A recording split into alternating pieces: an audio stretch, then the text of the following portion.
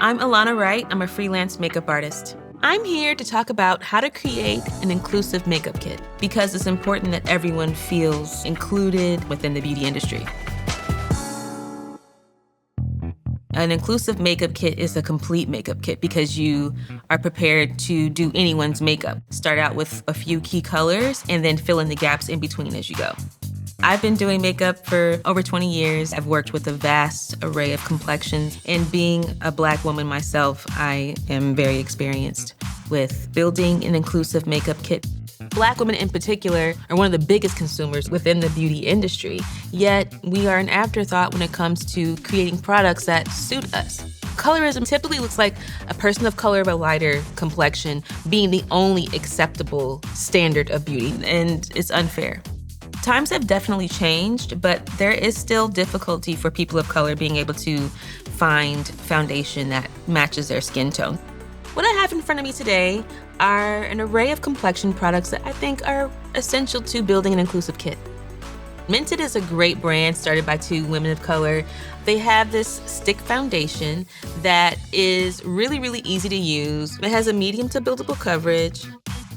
It's great to have a variety of coverages in your kit. It's really, really important because you never know what the job may call for. Eavesdrop from Fenty Beauty is a great option. The beauty of a skin tint is that a larger range of people can wear one color. Next, we're gonna talk about Black Opal. It's extremely accessible, it's really, really affordable, and it has the wide range of complexion shades that one might need when they're starting to build out their kit. I think the misconception a lot of the time is that the deeper shades don't have these nuanced undertones when they actually do. So when I'm shopping for complexion products, I'm looking for a red undertone, I'm looking for a golden undertone, and I'm also looking for a neutral undertone. In the instance that you need additional coverage, I often use powder foundation. Fenty has a really great powder foundation. It's a pro filter. It actually looks just like skin. NARS Radiant Creamy Concealers are an industry staple. It's a medium to buildable coverage, so if you're starting from zero, do not panic. You don't have to break the bank and buy every last shade. At least one from each category. Your light, your medium deep, your deep, and then your deepest. And then you just fill in the gaps accordingly.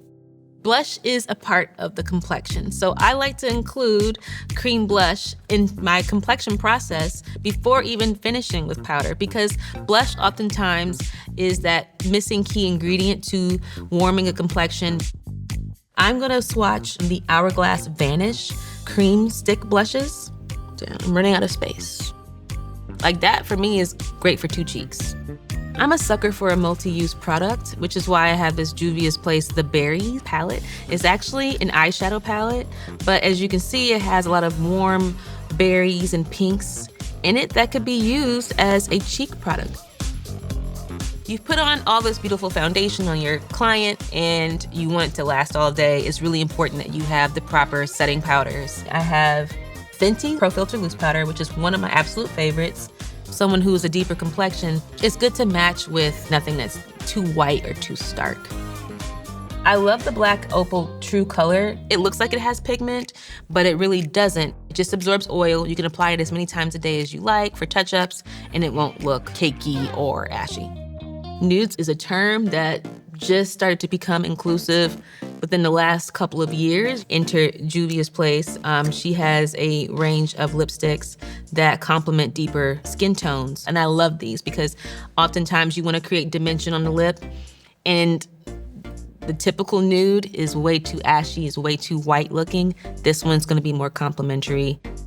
Being inclusive has been an afterthought for so long that it's now finally being addressed, but it's fun. Makeup is fun, and playing around with color is fun.